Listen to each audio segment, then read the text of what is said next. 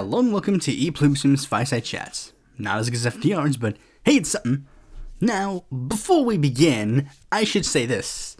This episode is probably not going to make any sense if you haven't seen any part of my Silhouettes of the Past story arc that I have made on this channel. If you somehow have missed it, or intentionally chose to avoid it, I recommend pausing this episode now and going through the Silhouettes of the Past story arc and watching all that. Either through that compilation that I released on my Patreon channel, which I will include a link to somewhere, or through the episodes themselves. Don't worry, I've made it so that the story arc parts are actually put in the description now. But not for my most latest video, because that one I integrated it to the video subject matter. So for that one, you are going to have to sit through the whole thing. Because again, this episode's main subject will make no sense if you don't know anything about this. With that out of the way, let's get right into the news. First, the Chileans have gone through another constitutional referendum. Now this one was different. If you remember, incumbent President Gabriel Boric, his first and second and third priority was essentially to repeal the Pinochet-era constitution and replace it with a new one. However, unfortunately, that process was mired with some issues, and not only was it watered down, but when it was time to vote, even though it was watered down, it was still one of the most progressive constitutions in the history of the world, it unfortunately failed. So then they had to go through a second process to revamp the Constitutional Convention and then redo the Constitution. And unfortunately, the second time around, conservatives were the ones who were in charge of making this new Constitution, and they were very much not in the realm of wanting to do a good constitutional referendum. So instead, they decided to make a constitution that would basically solidify many of the issues that were in the Pinochet-era constitution. And thankfully, this constitution has failed as well, 55% rejecting and 44% in favor of it. However, one sad thing was that the previous constitution, the better one, was actually hated more than this one. And one of the biggest things that people were trying to figure out was, okay, what now? And that's when Boric basically dropped a bombshell that he would not be pursuing a third constitutional referendum, basically giving up on the process of changing the Chilean constitution. The reason being, it's not that long into it.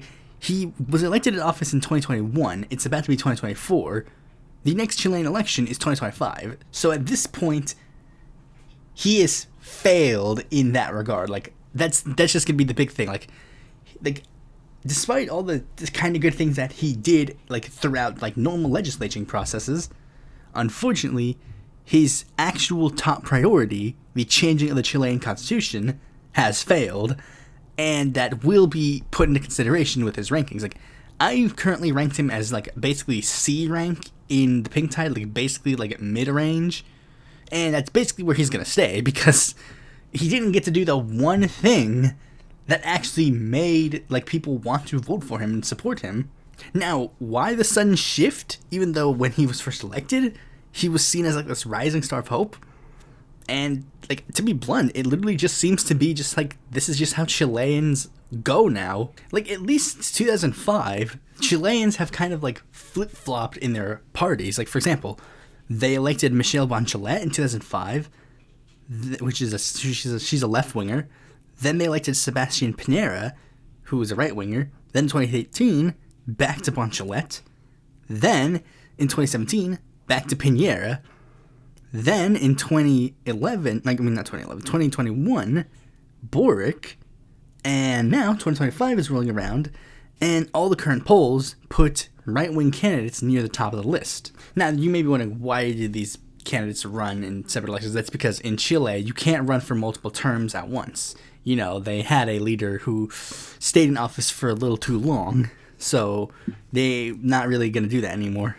Now, the biggest unfortunate news is that it appears that here are the current polls for, the most recent poll that has been conducted for the upcoming Chilean election shows the two frontrunners of the race as a woman by the name of Evelyn Matthei, who's a center-right conservative, and cast. So things are pretty bad.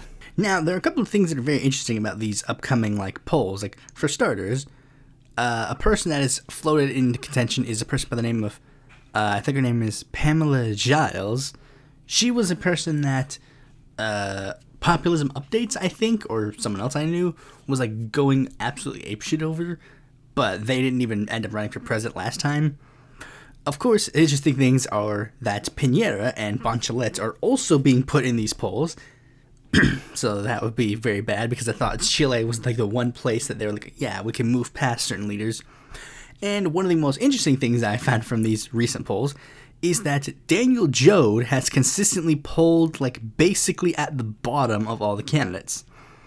Now, the reason why that's fascinating is because initially he was considered the frontrunner in the 2021 Chilean presidential elections.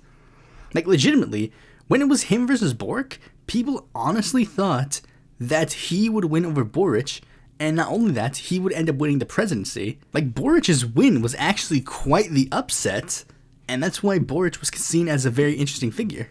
Unfortunately, it wasn't interesting enough to have a very good presidency, just an okay presidency.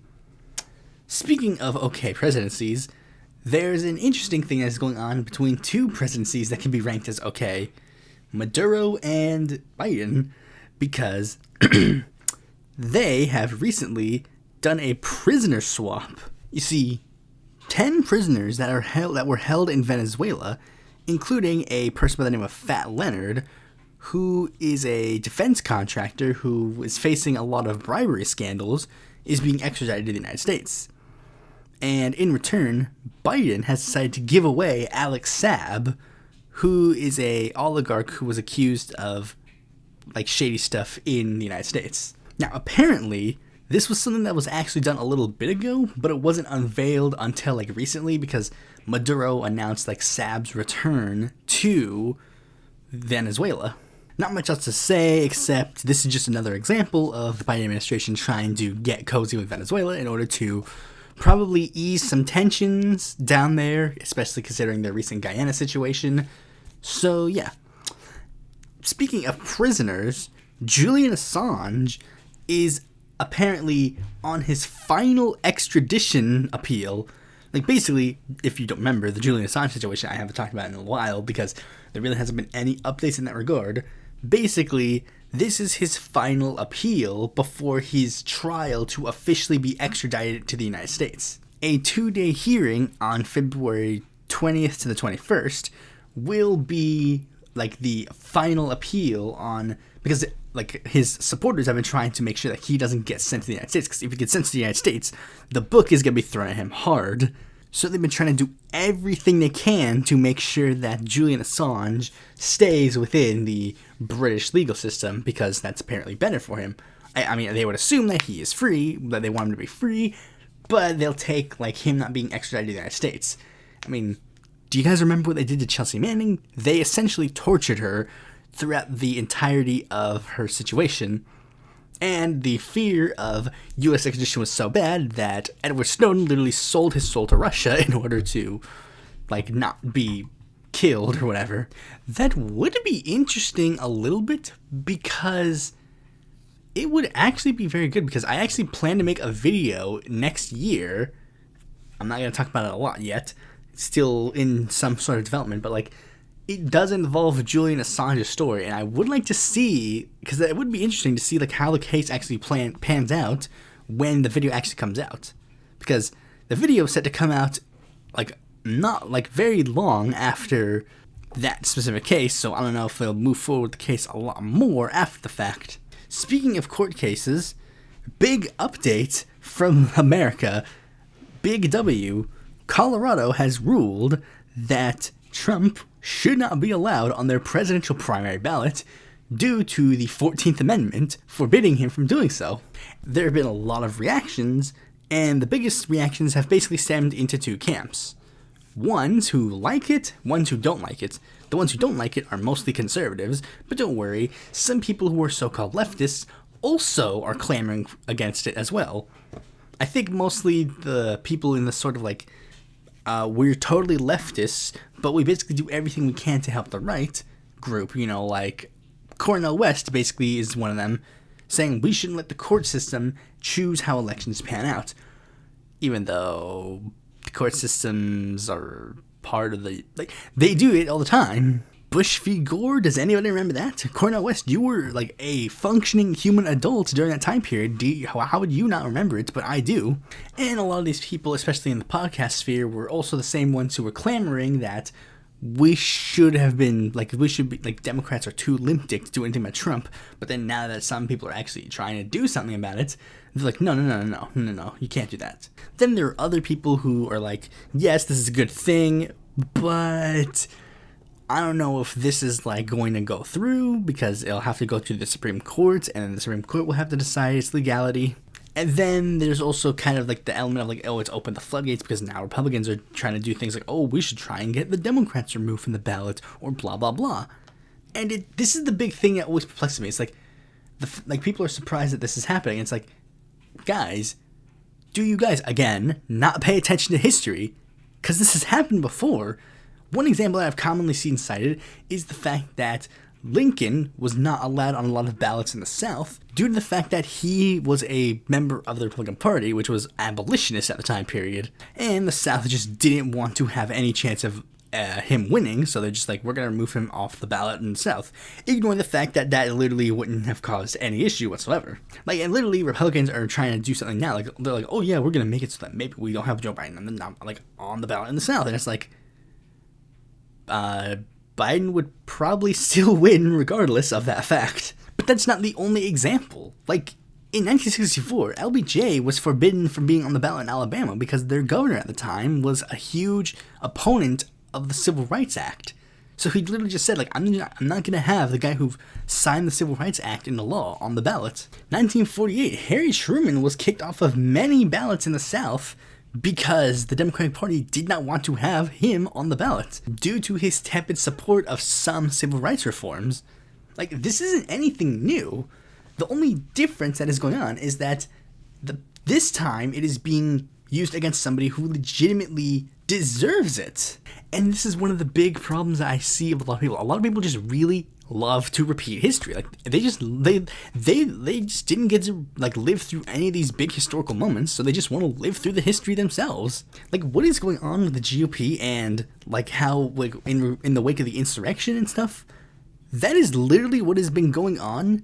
That's what happened in the South in the post-Reconstruction era. Andrew Johnson basically under that same guise of we need to rebuild, we need to be nice, we need to da-da-da-da-da. So in order to do that, we need to lay off some of the things in the South. We need to be nicer to them, blah blah blah, in order to prevent any sort of big repercussions. And then what ended up happening is the South went ahead and did some bad things regardless of that. Tulsa Massacre, Wilmington Insurrection, Red Shirts, KKK, lynchings, Jim Crow. Literally, many of those elected officials who literally left the U.S. government to work for the Confederacy immediately, when it was all said and done, would immediately turn around and then run for re-election in the U.S. Congress and then get those seats because they weren't held accountable for their actions. And unfortunately, that's the same thing that's happening right now.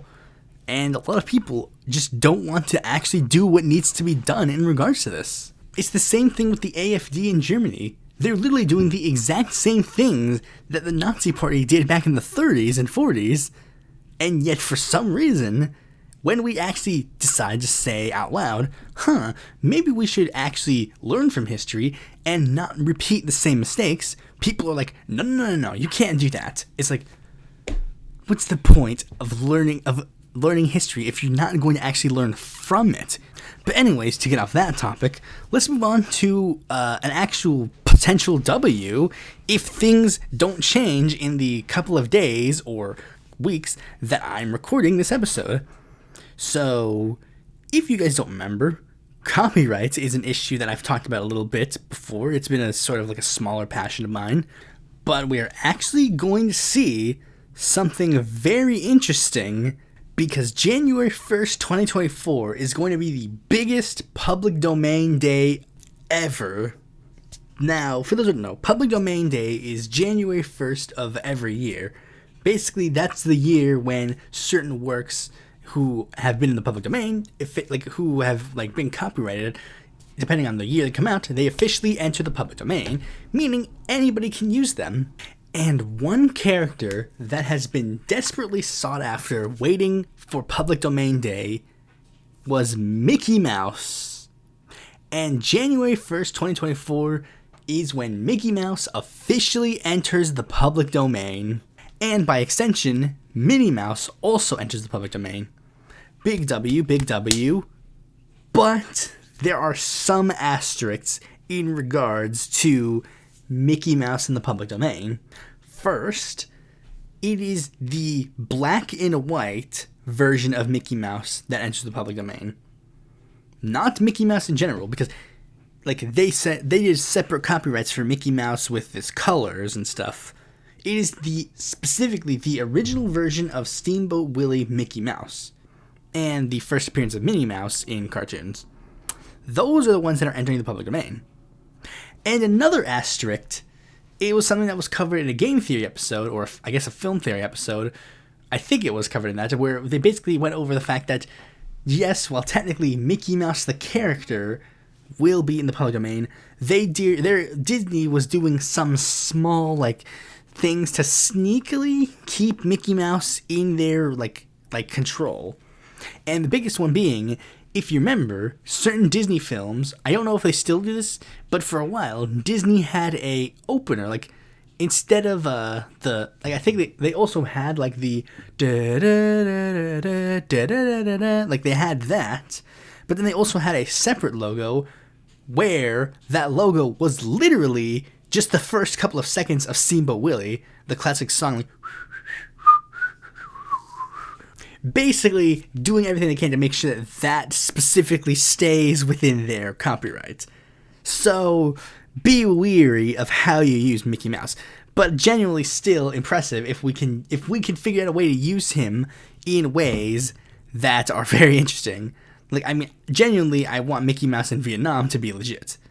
I guess technically by that extension, I guess we could technically still use him for more parodies and stuff, yeah. But genuinely, yeah, it is a big of an accomplishment, even if the accomplishment is very little in technical grand scheme of things. Just the idea, Mickey Mouse is in the public domain is something that copyright experts have been desperately trying to have for years. And finally, we have it. Speaking of finally, let us move on to the final main topic of the year. I assume by this point, you've officially caught up with The Silhouettes of the Past, which is the story arc that I have been putting in my videos for the entirety of 2023 as a commemoration of the 5 years that I have been doing YouTube, at least on this channel. There are a lot of questions that I am pretty sure that you all have, and hopefully this will explain some of it. But before we explain, we're going to have to go a little bit further back for me to fully explain why. Okay, so I don't know if this is that much of a secret, because I've talked about it a little bit in other podcasts, and I think I've talked about it on Twitter occasionally, but I went through a lot of interests in my phases on the internet. Growing up on the internet, I've always had a lot of different interests and phases in regards to how I wanted to make YouTube videos or whatever. The type of content that I watched, the type of content that I wanted to make, etc., etc. I mentioned a couple of times, I was very into the skeptic community a lot growing up. I think most people generally go through a phase where they watch Let's Plays, but probably one phase that I genuinely really, really liked, that was probably the longest one, was the internet reviewer phase. Now, there's some of you who probably don't even know what the heck an internet reviewer is.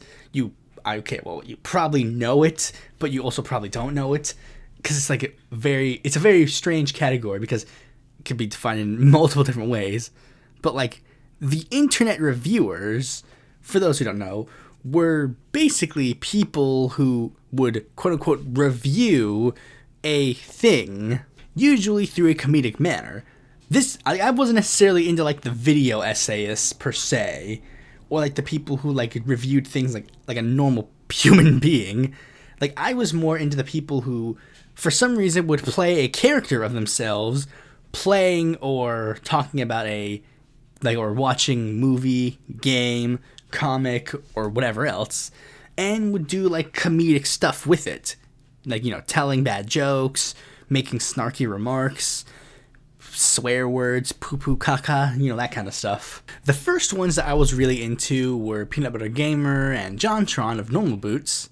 Then I transitioned to be a lot more in line with the, like, more mainstream internet reviewers, like the Nostalgia Critic and the Angry Video Game Nerd. And I was even fans of more obscure ones like The Game Dude, or Fighting Leaf, or Jinsen, or those dudes with a hat. The last one being the most interesting one, because he's the reviewer. You review it, he reviews you.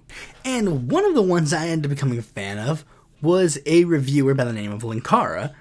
Linkara hosted a show called Atop the Fourth Wall, where bad comics burned, where he would review a bad comic. And by review, here's the thing you gotta learn about some of these reviewers. For some of them, well, for a lot of them, a lot, actually, instead of reviewing it, they would recap it, basically bit by bit, then give some thoughts at the end, which is something that I guess I still kind of do a little bit in my politics media. I try to do it as limited as I can, but sometimes it is best to go, like, it depends on the thing. Like, for example, my American Dream video, like, I mean, I honestly don't want any of you to watch the American Dream, like, thing, so it's like, yeah, sure, I don't care, I'll just go through the whole thing and go spoil the whole thing, because, like, especially considering the whole point of that episode was, like, I was breaking it down bit by bit, debunking their more insane arguments, and I didn't start noticing the issue of it when they were talking about something bad. It's fine. That's sort of the thing I think is okay. Like, if you're doing it for something bad that you don't want people to watch, I guess that's fine. But then you would get it to where sometimes they would review something good under the same manner. Like, I mean, bit of a tangent, but, like, I remember I watched the Nostalgia Critic's review of Hunchback of Notre Dame, and I had already seen Hunchback of Notre Dame by the time I watched this video. And then after he reviewed it in the typical Nostalgia Critic fashion, at the end he says, "This is such a great movie. You should watch it on your own. Check it out." And it's like, wait, but this whole review, you basically recounted the entire narrative of the movie. There's literally no point in me watching the movie after this, because I have seen you recap the whole narrative. There's one episode of Politics and Me where I kind of do that, but it's like, I mean, there's one I'm writing right now that I kind of do that, but the thing is, like, I intentionally am leaving out certain aspects of it, because there's certain parts of it that are, like, not necessarily needed to talk about to understand how the plot or whatever works. But, like, that's, again, side tangent. But what made Linkara interesting and sort of separate from the other ones was a storyline. Now, the Nostalgia Critic and the AVGN sort of had inklings of a storyline here and there. Like, sometimes what happens in one Nostalgia Critic episode would tie into what happens in the next episode. The AVGN would sometimes have callbacks to older episodes. Like, one episode he, like, beats up Bugs Bunny. Then, like, decent amount of episodes later, Bugs Bunny comes back, and with more video games. But Linkara's was, like, a little bit different, because he kind of took things a little seriously, and for some people that was really bad, some people it was really good. I thought it was, like, interesting at the very least. And here's the thing. Watching all these reviewers made me go, I want to do that. This is the kind of content I want to make. And, like, and I mentioned this before in a previous episode, but, like, I have, like, tried to, like at least in my head, make YouTube ideas inspired by people that I watched. But the Internet Reviewer one, this wasn't the one that I was like, I wanted to do it for all of them, but the thing is, this was the one that I was legitimately like, okay, so when I get the chance, I will do this. I will do this review. I wanted to make a review persona. I wanted to make a website just like that guy with the glasses, where I would have a ton of other reviewers come on. I would do storylines, crossover events, blah, blah, blah. I would do all that stuff. Big problem. I was in middle school when I was doing all this ideas in my head, so I really did not have any of the resources to do it properly. No camera, no microphone, no editing software, originality. I didn't have any of that stuff. But I still really wanted to do it. So I decided to do something interesting. In order to prepare myself for the actual, big persona I wanted to do, I would make a smaller persona that I would do instead to fill in that niche. So I basically crafted this whole, persona called the Fanfiction Connoisseur, where I would use this stupid animation app on my phone, and I would basically do the Linkara style of video reviews, recap the entire thing, give snarky remarks, and then, basically at the end, go, blah, blah, blah, here are my final thoughts. And then, occasionally, with the animation style, I would do story arcs, where the Fanfiction Connoisseur would do, fight evil monsters or whatever. Basically, none of them being that much original, to be honest. And for a long time, I did that, and got nothing in return. I even did a couple of other shows that would spice it up, but I really didn't get much done in that point.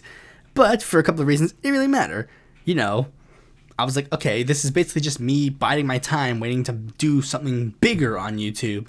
And then when that comes, bye-bye this, and then I'll just move on to that. And even though I could have made, these, shitty videos and just been done with it, I, for some reason, thought differently. As I went on, I started, actually taking this a little more seriously than I thought I would. Putting a lot more effort into the videos, getting basically a video a month out, if that, and it would take a while. It would take a lot out of me, and it would take a lot to do. But despite that, I got barely double-digit views, mostly because I watched my own content all the time. But again, didn't really matter, whatever.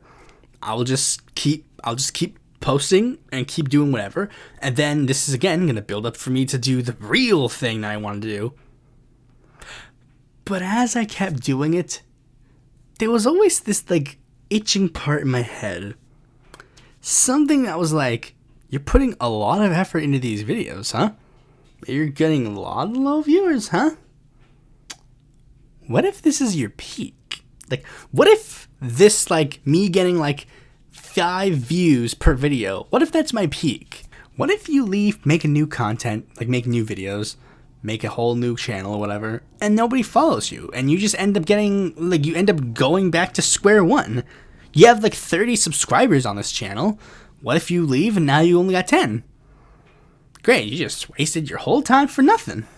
Also, you're ugly and fat, so you're on camera now, so now everyone knows you're ugly and fat. Sorry, loser. And yeah, even the people who were quote-unquote subbed to me didn't really, take. None of them really commented, barely gotten, there were a lot of videos where I would post and it would just get no likes. It's just oh, okay then. And, well, low-key, just got depressed, honestly. Not to use the D word, but yeah. And the problem was, I didn't really have much to do to, drift away from that. So basically, it was a cyclical cycle. I put more effort into the videos, then they get nothing in return. Then I put more effort into the videos to distract myself, and then things would just repeat. It was just a never-ending cycle, and I would occasionally make those jokes in the videos where it's just well, back to making content that nobody watches. Hey, do you remember when people watched our stuff and liked it? No? Yeah, me neither. Jokes about me getting drunk, even though I've never touched alcohol in my life. And it just got scary to just move on to do different things. And then, when high school came around, oh boy. Now, high school started, when I first made my video, I think I was getting into high school, or I just, spent, my first year in high school when I was making, my first videos. But, I'll be real, my first year of high school was not really that impactful, really, with social life. Most of my friends from middle school were not in my high school, and the ones that were people that I didn't really like that much. We were just on different wavelengths and stuff, and well, wasn't really that easy to make new friends in high school, especially when you're not really the talkative type, I guess. And then, of course, high school is where things get complicated a lot more. Like, first of all, you have, like, all the tests and stuff. Then that's when you start entering the quote-unquote, like, young adulthood. And then that's where you get into stuff like, oh, romance. Oh, girls. Jeez, oh, no. Don't worry. I didn't have much to worry about in that regard. But one thing that ends up getting interesting is that, like, when you're in high school, that's kind of when politics start becoming a big thing. Like, and that was around the time where the 2016 election was going on. And my radicalization began, and I started to watch a lot more political-oriented channels. I did watch a couple of them. Like, when I was young, when I was 14, I watched TYT, and, I occasionally still watch TYT, and I watched some, but then I started drifting into other political-type content, like The Amazing Atheist, I guess, was, political to an extent. Watching Secular Talk and all those other, like, sort of left of center, like, social democratic type channels. And that's when my new hyperfixation began.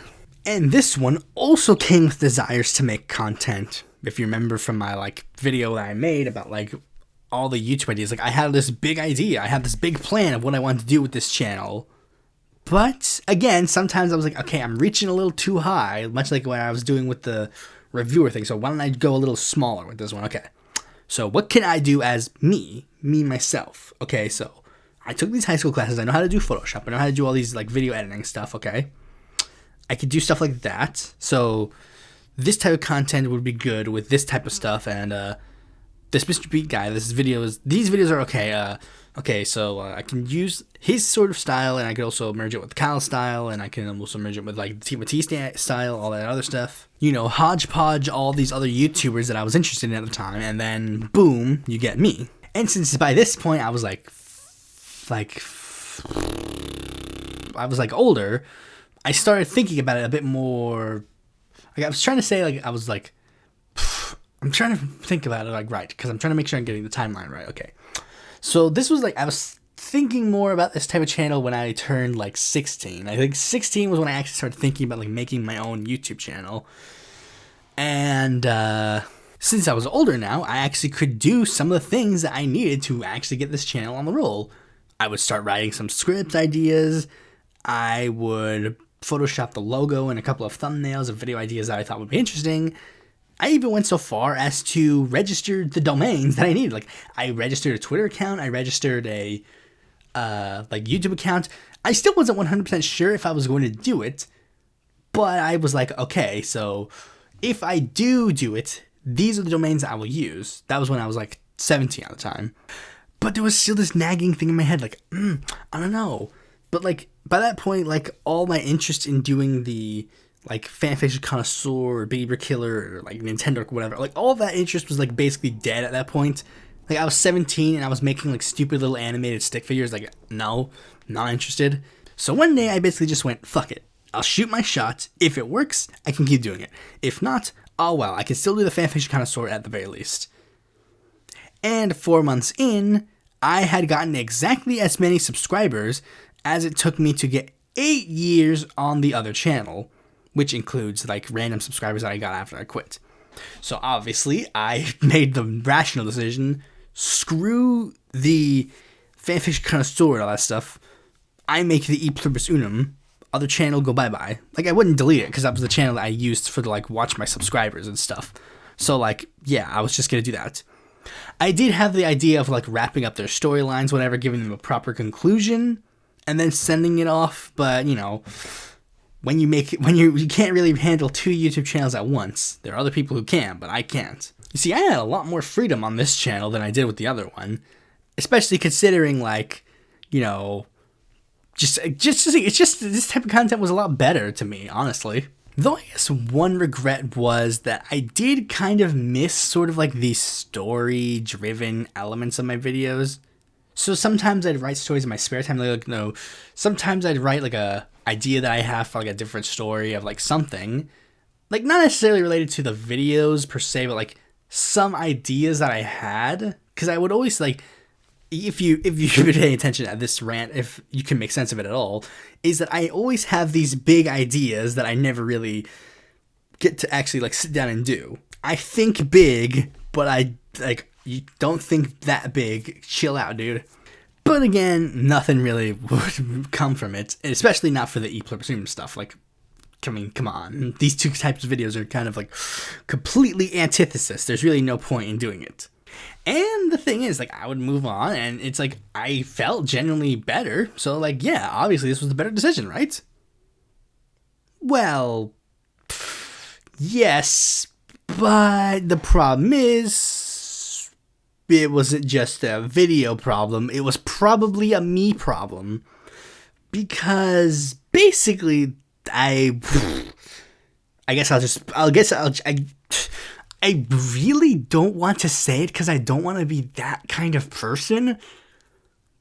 But, like, I guess there's really, I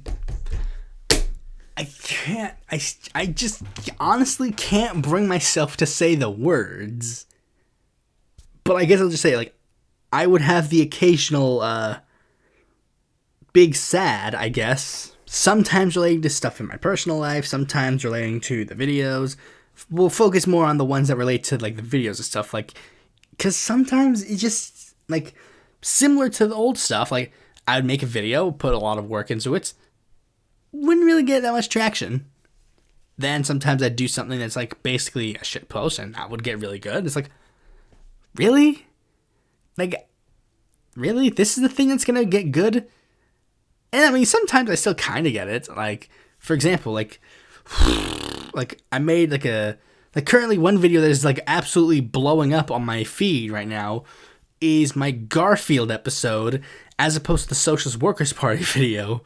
Socialist Workers Party video is doing fine, but it's like the Garfield one is blowing it out of the park. Sometimes I would get dissatisfied because I would see people who, again, I put a lot of work into the videos, and I would see some people that would put basically no effort into the videos. They'd get every single piece of information wrong. They would basically, like, bullshit on a mic for an hour, because I know that I would never do anything like that. And then literally they would walk away with thousands of dollars on Patreon and basically one of the largest channels in the sphere. Like, I mean, I make videos for 5 years, and I can't even get the people who are supposedly, like, really famous on left Twitter to share my videos. Meanwhile, like, Jackson Hinkle can make a channel for, like, a couple of months, and then go get shouted out on Joe Rogan by Kyle Kalinske. While I spend my time going over this long-standing history of America's largest communist party in America and explaining how the philosophy of dividing yourself from the rest of the left is a terrible one, someone, like two, like, dumbfuck idiots can go on a podcast, say the exact opposite of that with no research whatsoever, and then walk away with, again, thousands of dollars. Sometimes I would get people that would use my channel or my presence for clout, even though I didn't really have that much clout to begin with, but, like, yeah, I would be used for, like, some form of clout, and then the second they didn't like me, they would dip. Now, I wasn't necessarily helping my own case either, you know, sometimes I would spend way too much time on the content, and then I would get into useless arguments on Twitter that would last up to 3 a.m., you know, whatever. And it just sometimes just really was bad for my mental health. And, like, those things in the video, like, aren't necessarily false. Like, when I say things in that, like, video where it's like, I sacrificed a lot of things for this channel, and that is true. That is true. Sacrifice any semblance of a social life? That's true. I don't have friends. I legitimately do not have friends in real life. When I inevitably chose, like, should I continue going to college or should I continue doing the YouTube, I chose the YouTube. Now, granted, I wasn't necessarily interested in the college work at all, generally. And this is the thing. I'm not blaming you for this. I'm not blaming you for this. Those were my decisions. That is a fact. Those were my decisions. I made those decisions. But that would also be a bit of a demotivator because, like, I put in, like, 5 years of my life into this thing. And I have done a lot of things for this channel. Things that you probably would not have known if I don't tell you. And that's the truth. A lot of you wouldn't even know anything if I didn't tell you about certain things. And, well, I hoped that there would be some form of, like, understanding and reciprocation of that. Like, oh, when I inevitably did start a Patreon, I would have a decent amount of support on the Patreon. But nope. Like, I mean, it is a fool thing on my part for thinking that, because my whole philosophy in politics was understanding that hard work does not necessarily equal good profits. And this is the thing, like, the thing that was causing the problems in my mind, the YouTube channel, and putting a lot of effort into it, if I removed that from the equation at all, then that would just cause a heck of a lot of other problems. Because, like, legitimately, if this channel went under, then I was about to say something, but then I trailed off, and that trail off actually paints the picture, I guess. And then you also get into this other thing about the content, is like sometimes you just feel like you're in a rut, like you're in a circular motion, like I just gotta make things that are there. So what do? I add new things to try and change things up. I make a Mexican election series, maybe that'll make things interesting. Maybe instead I'll do a news series where I review politics and media. New interest, new idea. Maybe it works, maybe it doesn't. Either way, whatever. Maybe instead of just like fully going like completely raw into podcasts, maybe I'll actually do things like take notes, and actually those will help the podcast better. As such, like that would end up like that didn't necessarily lead to this like main series videos being less frequent. That was like due to the fact that I was like trying to just juggle college and like making a YouTube channel. And then I was like, okay, so I guess it's just better for me to space them out. But it would be a good thing to like at least make the podcast a lot more like the main series videos. So that way it's like you can at the very least be satiated to an extent. But in that same vein, there was always like a little bit of a lingering in my mind. Like, well, what if I get stuck in a rut and no matter what I do, I can't get out of it? Like, what the heck do I do next? Like, what? Do I leave this channel and then start a new one? Is this a never-ending cycle? And, like, with my videos, like, those, one day, the videos that, you see it. Like, I did a reaction to my first video, and I just hated it. I just hated watching it. What if, and that's the same thing, in, 5 years, I might watch, a video that I made this year and go, oh, that's so bad, that's so terrible, why would I make something like this? And then what? Is that a never-ending cycle in and of itself? That I'll just keep repeating the same thing over and over? That when I make new content, my old content becomes boring and bad? And, what is this? And is this something that I just have to repeat till I'm, dead or whatever? But it's like, no, you could just not do YouTube, but it's like, but then what's the point? I got nothing else in my life to do, so what? Now, what's interesting is that this is a common thing on YouTube, actually. Like, a lot of other YouTubers have talked about this sort of same subject in the past. Hot Diggity Demon, Emperor Lemon, among others. But it was a thing that's just like, I'll cross that bridge when I get to it, whatever. And, things change, I would remove a lot of the political channels from my, feed. And instead, I would put new channels in my feed and things that I would be interested in. And two channels that actually kind of interested me a little bit. And that was because of the kind of stuff they made. There was Super Mario Glitchy 4, which is a channel that I had on and off subscribed to for a while. But he drew me back in when I started watching his yearly arc series. For those who don't know, Super Mario Glitchy 4 is this a Gmod channel where this guy basically makes a parody version of the Mario character from the Super Mario franchise do crazy stupid things with other characters that he has in his thing. Some original, some characters that are known from other properties. But ever since, for a while now, he has sort of grown into becoming a more prominent channel. For his channel, he started doing yearly arcs on his channel. One, usually they were jokey, haha funnies. But then there was one that was kind of serious for the most part. While it was still jokey and stuff, it was kind of played straight for the most part. And then he used that as a springboard to make a lot of animated series, some of which you may be familiar with. Meta Runner, Murder Drones. One that's been trending a lot is the pilot for a new series called The Amazing Digital Circus. I haven't watched his shows per se, but I do keep up with his yearly arcs because I'm actually genuinely interested in those.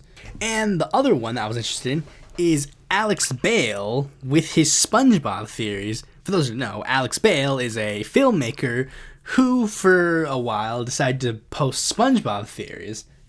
But in the SpongeBob theories, he slowly started inserting a little bit of a story arc into those videos.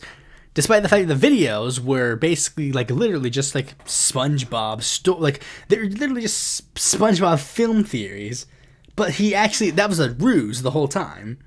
The first episode is a completely normal, SpongeBob theory. But then the next one, he sort of adds, a little bit of, film stuff near the beginning and near the end. Then he kind of, introduces a little bit more. Sometimes it interludes with the stuff. And then by the end of it is his completely own thing.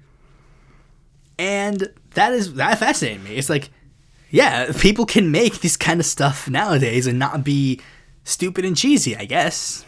But I mean, hey, I make politics videos, so I can't really do that. Then I watched J-Reg for my thoughts on him, and more particularly, I saw his series Centricide. So I basically knew then that there was a way to intersect the two and have people still be interested. So I started to actually think a little bit. I think I made the doc, and I was just okay. So what do I do? What is the show? What is this? What do I do? I made this in 2022. I started thinking about this in 2022. So I was okay. What do I do? How do I make this into a thing? How do I actually make this a thing to do? And I figured the easiest way to do things is I would channel my sort of feelings into the project, my feelings of the burnout, my feelings of the espresso with the D, getting older, maturing, that kind of stuff, whatever. And it was interesting because throughout this channel, I have evolved in a lot of things. I started out as a social democrat, then I became a socialist. Then I started out being I would never join a political group. Now I'm a member of DSA. I started out as being a huge fan of a lot of these social democratic channels like Kyle Kulinski, TYT. I guess I wasn't a fan of TYT at the time. Jimmy Dore. And now I hate both Kyle Kulinski and Jimmy Dore. So I technically started this channel when I was still technically an anti-SJW. Now I guess I technically am SJW cuck. Here's a tip to deprogramming anti-SJWs. Actually tell them what Gamergate was, because these are things that were again tackled by other things. Brain Dump, the Hot Diggity Demon show, talked about it a little bit, where it's he's I did all these things on YouTube and now I'm this nobody. And then Alex Bale, that's one of the main cruxes of his thing, where he's a filmmaker, but then these SpongeBob theories are the things that get him views and nobody watches his other stuff. And the same year that I did my storyline was when SMG4 decided to release a mini story arc called It's Gotta Be Perfect, where it was basically the same thing. Granted, I think he kind of fucked it up at the end because it's it was revealed it was a magic evil thing that was causing him to do this. But it's I think it would have been better if it really was just him doing it on his own, regardless.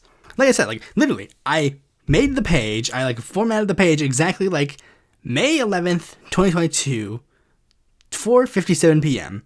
That's when I was okay, this is when I started thinking about an actual Pluribus Unum storyline. Because I knew that if I was going to do it right, I couldn't do it that year. That year was done. I had to think of a different way.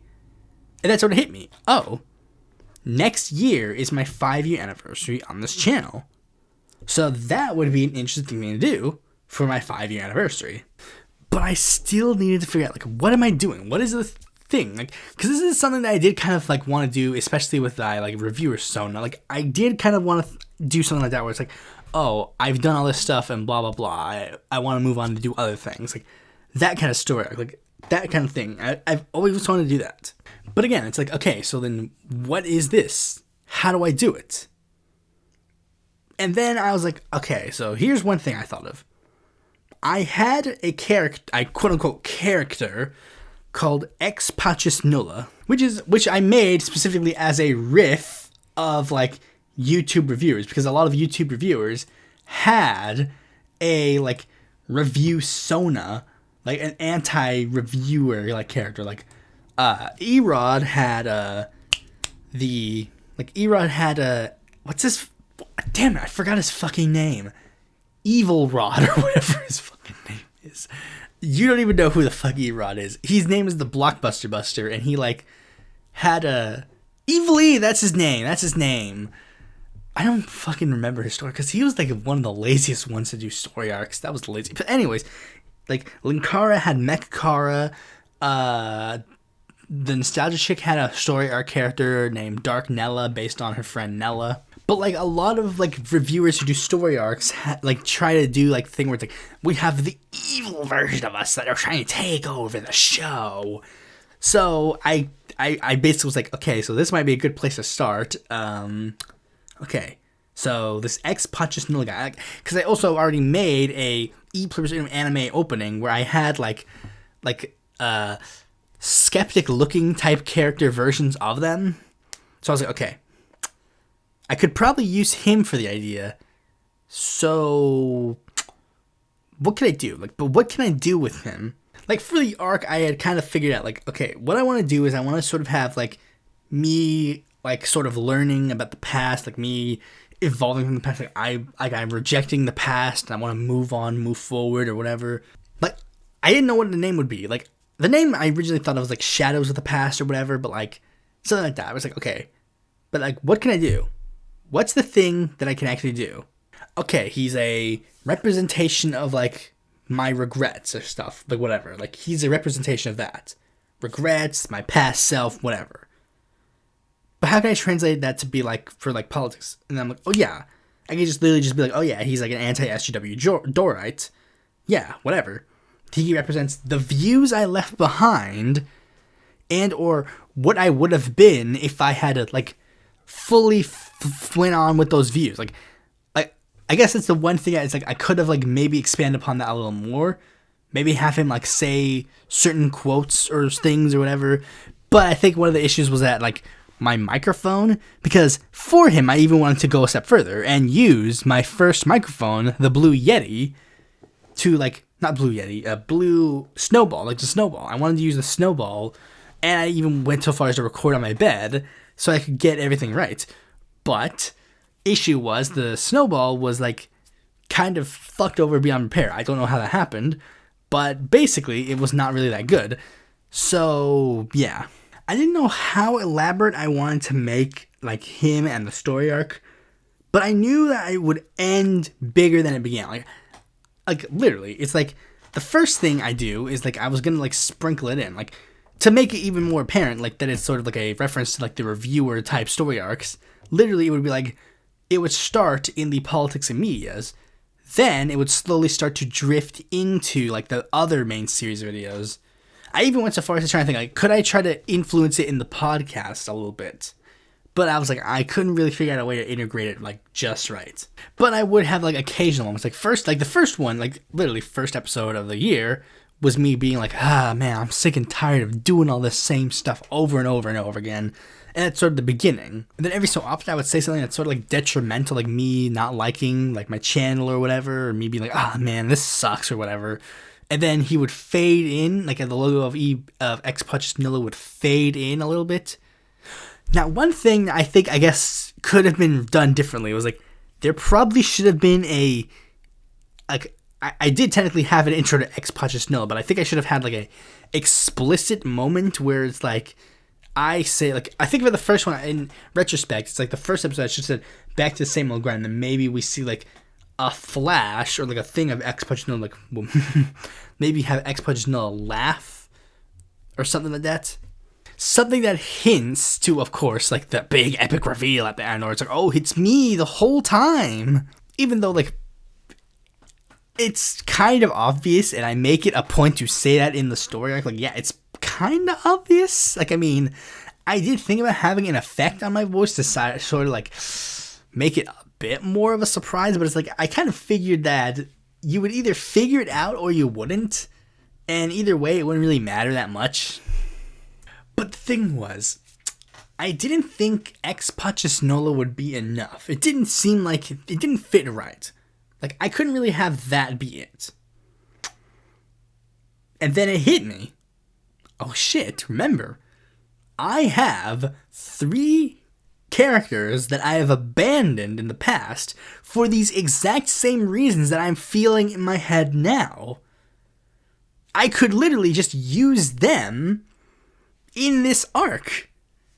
Bravo. And it would tie up the one thing I sort of had like in my head a little bit, where it's like, man, I just abandoned these characters, whatever.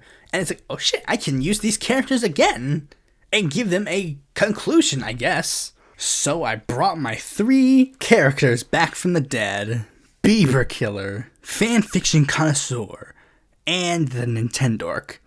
One final hurrah to represent my past on YouTube and themes about confronting your past. And what roles do they like? And I was like, but how do I make these characters work in this world? Like, I know it's a bit weird. It's like I wanted to make sure that these guys were right. Like, okay, what happens next? What do these 3 represent? Now, for me, I was like, okay, so I know that these 3 are gonna play a role, but how? And what are their thoughts on this? Like, what are they, how, do they discover that they've been abandoned? Do we like figure out like how the hell am I alive? Like, what is it? So, Nintendork, I decided to use because if you know anything, if you don't, you probably don't know anything about this lore, but like, I basically just never used Nintendork at all. So for this one, I was like, okay, I think I'm actually going to use him the most, at the very least as much as I really could. Like, I wanted to use him the most and have him have the most sympathetic story arc, because I felt like he was the one that just got like shafted in the OG run, I guess. So I decided to have it like this. Have it so like Nintendork was the one who lived the best life. Since he was barely used, he literally just lived his best life. Like, when he got abandoned, he was just like, yeah, okay, whatever, I'll just do good, I'll just go outside and like live my life or whatever. He sort of figured that he'd be stuck as like this really like Z-list YouTuber. So he's just like, okay, I'll just go and be happy and move on. And is basically the most accepting of me moving on and doing whatever. Bieber Killer, I didn't really know where to put him. And one of the reasons why is because he's actually a character that since his whole thing on my previous channel was like literally completely narrative based, he basically had 2 seasons of a story arc already. I guess 2.5, because I did briefly try to continue it as a webcomic, and then it didn't really pan out either. But like, literally, I did try to give him like a small arc, because I thought like, okay, since he has, because in the Bieber Killer lore, which you probably don't know, he's like a military guy. He knows soldier stuff. So I think he'd be like he'd be the one that figured out something's up. So basically, I gave him that. Like, given, like, by my standards of online YouTube creation, he technically is the most developed, so I didn't really feel the need to develop him more. And the Connoisseur was the one that I felt like he would be the opposite. Like, he was like the shining knight in armor in the previous thing. No, not this time. He would be the one that is like the most fucked up. Like, since he was the one that was like the star of the previous channel, he would be the one that is basically like pissed. Like, he hates E Pluribus Unum, like, because E Pluribus Unum killed him. He hates E Pluribus Unum. E Pluribus Unum like ruined his like online career. The one that was very like prominent or whatever. But he's also the one that kind of knows me the most, because again, he was the character that I used the most. So he knows like what I'm thinking in my head. Like, I know this feeling that you had. It's the exact same feeling you had with me. So what are you gonna do when this happens? He's the one that never truly moved on. Why he only learns his lesson after his life is lost. Like, and like, if you see those flashes on the like again, since a lot of you don't know anything about the Pluribus Unum or not, this is like the fanfiction kind of sort of lore, like you should know that is depressing. Like that stuff was fucking depressing for him. Like that child he hits was a orphan that he like adopted in episode fucking 1, and that was supposed to be the whole arc for him, and then that child leaves him. The thing that fades away is his mentor, who is taught him through thick and thin and like whatever. Basically all of his friends abandoned him because he was so focused on trying to maintain his online presence. He let life go past him. Gee, I wonder if that's a representation of anybody. And these guys were sort of the shadows of my past, later renamed Silhouettes of the Past, because I guess I looked it up and Shadows of the Past was taken already. And these things sort of and they also represent another thing, because it's like much like first year of me on YouTube, those videos are they don't age quite so well, because a lot of edge jokes and a lot of things are said in those things that are like yikes. Good thing I didn't have a microphone when I said those, or like absolute yikes. I technically didn't say those things, I typed them out, which makes it okay, I guess. I made edgy jokes, I said some things that are cringe, like SJWs are evil, gross, or whatever. Like but the thing is, like, I said all those things, but I don't necessarily regret them, honestly. I don't regret making the fanfiction connoisseur. I don't regret making Nintendo. I don't regret the Bieber Killer. Much like in the same way, I don't necessarily regret my, like, not so favorable views in the past, like on Moving for People's Party, Tulsi Gabbard, or Jimmy Dore. Like, I don't regret them, because at the end of the day, I wouldn't be who I am today if I didn't go through those phases and go through those experiences. I guarantee you, if I never went through the fanfiction connoisseur or any of those other, like, BS, like, animation things, then I wouldn't really have the experience that I have on YouTube that would have made me want to pursue Pluribus Unum. But then there was one part of me that's like, yeah, but like, what if this is stupid? What if this is like cringe? What if this is like their other arcs? Like, what if this is like dumb or cringe or whatever, and like bad? And I decided, fuck it. Who cares? Like, I mean, I said it in like the last podcast of the year of 2022. I was like, I have a thing, and I've already planned it out. I'm already basically done half of it already, and it's already, once it starts, you can't stop. I wasn't doing it for you. I was doing it for me. This was something that I wanted to do, so I decided to do it. It's the same thing with starting the EPU channel. It's just like, fuck it, who cares? If this works, it works. If this fails, it fails. But I would, of course, I would give, like, support to the fans. Like, you know, I did that end thing. I did the end card where, like, I had all the names and thank you for the 5 years and that kind of stuff. But there was one thing I was kind of like, I knew I wanted to end it big, but I didn't necessarily know how I wanted to end it.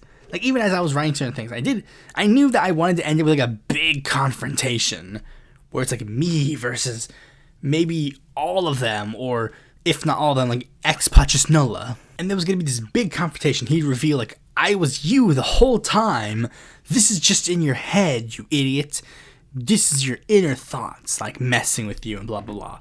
And then at the end, I'd give some inspirational BS of, like, yeah, who cares? I don't care if I have, like, 5 subscribers or if I have 1 million subscribers. I'll still do what I do. And the fans keep me alive, even if they're small. Like, that kind of, like, bullshit, like, thing. Like, I knew that's how I wanted to end it, but I was like, but how do I want to end it? And that's what it was basically just like, yeah, well, there was just no avoiding how it was supposed to end. Because, like, if the whole thing was supposed to be, like, a representation of, in my head or whatever, like, my inner thoughts, and it was, like, me putting it on, like, a video, if that, like, because literally, that's literally what it was, me doing, like, a fucking, like, stupid visual manner representation of, like, my inner thoughts or whatever.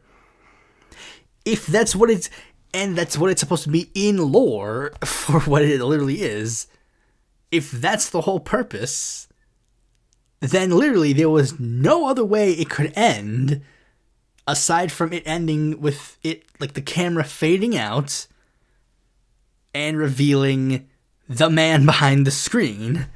And, like, if there was anything I guess the fans would have, I guess, kind of wanted, is, yes, a face reveal. Now, it's something, like, again, like, it is a thing I do think, I I didn't know necessarily how I wanted to do the face reveal. Like, I guess, like, the original idea I did have in my head was, like, where it's, like, I, like, close the computer, and then, like, I get up and I walk out, and then, like, it's like, I'm going outside, I'm experiencing the world, like, that kind of thing. But I think it's, like, a little too preachy. I thought it was, like, a little too preachy, plus it's, like, I would need someone's help to do that, and no, I'm not gonna ask someone else's help to do that. That's stupid. That's cringe. So I basically just did a more subdued one, where it's just, like, I use my phone to record myself while I'm, like, editing. I tried to make sure I got everything right. Like, I did my hair, I did, like, shaved. I specifically wanted to wear that Bernie shirt because I felt like that was, like, the best representation of, like, my politics, I guess. I guess the only thing that's technically, like, bad about it is, like, it's not, like, it's just a bad face reveal because it's not like a head-on, like, thing, but, like, I mean, I just generally don't like being on camera, honestly. And it's, like, a similar thing, like, Psychic Pebbles thing, which, like, yeah, I prefer people, like, know my work more than they know, like, me. Although, I am, I guess, in a better position to be on camera than before, because I did lose 15 pounds this year. It's amazing. There's this thing called getting off your computer every once in a while and exercising. Who would have thought that would have worked? That was for, like, just other health reasons. Like, I wasn't necessarily, like, seeking to lose weight, I guess, but, like, it was just because I had, like, other health issues, and it's like exercising just helps those as well. And by virtue, losing weight also helps with that. But I'm also just not a fan of being on camera. That's why I'm a faceless creator to begin with. And yes, don't get your hopes up. Like, this isn't gonna be like all the format is changing completely, and now I'm gonna be like 100% on camera all the time. No. That's not happening at all. Maybe on a very rare occasion there'll be like an on-camera appearance of like a joke, like the Nostalgia Critic made a joke where it's like, I need to fire my editor, and then it cuts to him on the computer like editing, and it's like, what the heck am I supposed to do with this? Like, occasionally there might be a thing here and there, but like for the most part, generally it's still gonna be not like on camera, like Storytime animators. Like, even though James Rallison, like the Odd Ones Out, has done a face reveal, basically all of his videos are still not really involving his face. I guess this is more of like a Psychic Pebbles type thing, where it's like Psychic Pebbles, he now doesn't really hide his face. Like, back in the olden days, he used to hide his face a lot. Like, it's essentially like really hide his face a lot. But now that he's like the head of like the Smiling Friends TV show, now he doesn't hide his face as much anymore, because I guess it's now at this point where it's like basically unavoidable. And even though I still have the ability to avoid it, it's like I'm just gonna give you the nugget, because like, again, like an appreciation for 5 years, so it's like there. And hopefully now I'm going to stop being involved in like dramas and fight, because then people will be like posting, because I don't want to be part of those drama fights where it's like I post a thing and they're like, this you? And it's like, right, that is me. Very odd, considering every time that I've shown my face to like literally anybody, they're like, no, you don't look bad at all. And it's just like, you're just lying. Stop. Like, again, doing it as an actual reward for the support over these years. Like, if the rest of the story arc is basically just me self-aggrandizing myself, then at the very least give the fans like actually something that they want. Like, it's basically just like, yeah, whatever. Like, basically, I guess if I ever do a fan meetup, I'm not gonna be like hiding my face. Like, stop, don't look at me. But like, again, like, don't expect more EPU faces that much, like, really. Now, here's actually one thing that's interesting. There was actually a segment that I didn't actually get to put in an episode. There was a planned confrontation that I did have with the other characters, but I didn't know where to put it. And then when I was actually, like, finally formalizing the storyline, I just couldn't put it anywhere. Like, it really didn't fit anywhere on the timeline. And maybe if you want, I can like do the episode. I can like edit and make this into like a little like thing, like maybe like maybe I'll get a bonus on the Patreon. But like, I'll just read out what it was. Basically, it was going to be a different style of confrontation, where instead of one character, it would be all the characters. And here's how it would go. Nintendo would go, "You abandon us." I would respond with, No. I tried to continual. I really did. I just grew up and things were not working out. So I figured a new direction. Fairfield Johnsor would cut in. So you wanted a way to get more fame than with us? Now, no, it's not true. My interest changed. I needed something that wasn't boring. And then Bieber Killer would respond, and what, pray tell, will happen to you if you get bored of this? And then I would go, I don't know. And I don't know how that was supposed to end. I just couldn't really figure out where to put it again. So it was like I didn't really figure out the full scene. Now, I guess as I'm wrapping it up, I guess I might as well answer some questions that you may or may not have had. Okay, first, was there an actual lore reason for my characters coming to life? And, well, I guess I said it already during, like, the explaining part. It's all supposed to be going on in my head. So, like, technically, none of it really happens. Like, literally, it's just, like, me telling a semi-fictionalized version of me making the video. So the characters aren't real? No, not really. They're as real as fictional characters are to you. So, no, but maybe yes, if you feel that much of an impact and connection with them. Very unlikely, but, possible. Do things go well for the characters after they fade away? I'd like to think so.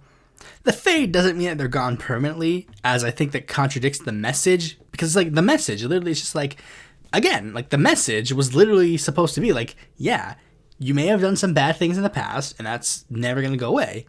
You've done what you've done. Like I said, I will forever be, like, the fanfiction connoisseur, Bieber Killer, Nintendork. No matter what I do, like, I could delete those videos from existence right now. It doesn't matter. They are still a part of my existence, whether I like it or not.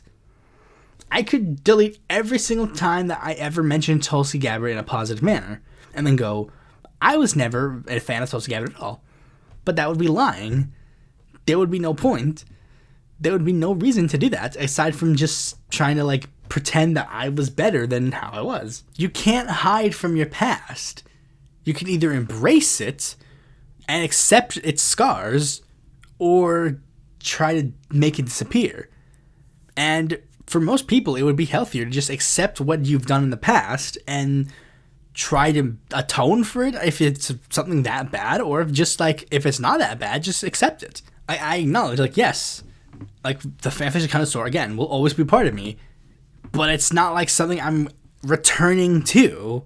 I'm not going to decide I'm going to not do Pluribus Unum anymore and then do more fanfiction connoisseur. That's not going to happen. And inevitably, if it comes, there's a chance that this channel will not be a part of my future plans. It's not something that I currently dream about, but it's like, there's a chance that at one point, the Pluribus Unum channel will no longer be a thing. And then I'll inevitably be like, well, it was part of my past, and now I move on from it. If you want a storyline happy ending, everything, they go back to their individual story arcs, and then things live happily ever after.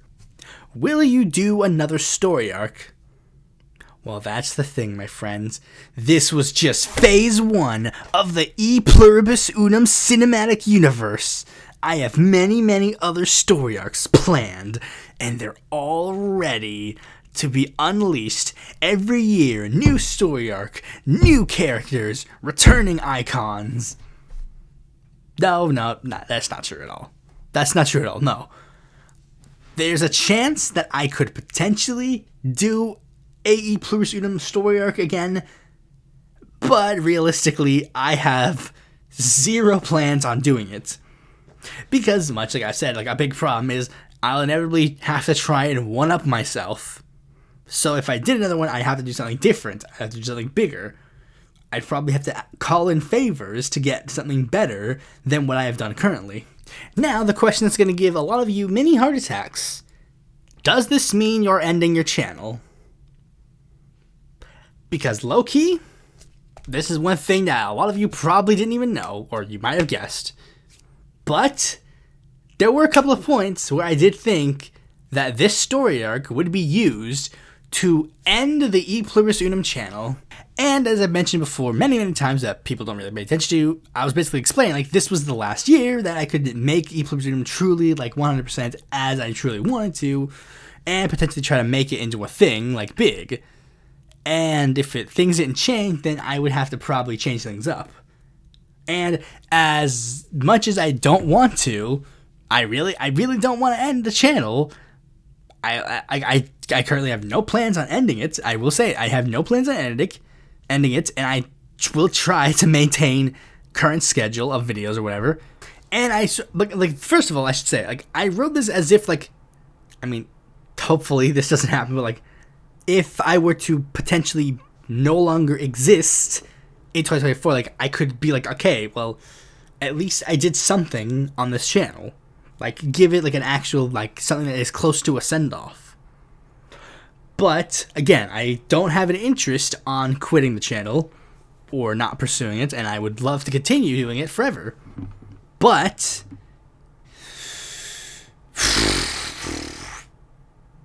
things gotta change a little bit on your end, and I don't want to say the thing that is very obvious, but that's gonna need to be a little bit more full for things to maintain the schedule as 100% purely as it is. And even if I do end up changing things up, like, to, like, and I have to, like, move focus away, I will attempt to maintain the schedule that it is currently. But do not be surprised if I have to post an announcement on the channel or on the Twitter or in the Discord server that things are shaken up. So yeah, hopefully that explains what the fuck that story arc was. And yeah, typically I use the end of the year segment to announce, like, what we plan to do about, like, whatever. It's like, yeah, basically just the same things that I'm doing now. Yeah. Thanks for watching my channel for 5 years. Be sure to like, comment, share, and subscribe, and click the bell to notify when a future video of mine comes out. And if you need more content from me, you can go to my website, follow me on Twitter, join my Discord, or very much consider supporting me on Patreon.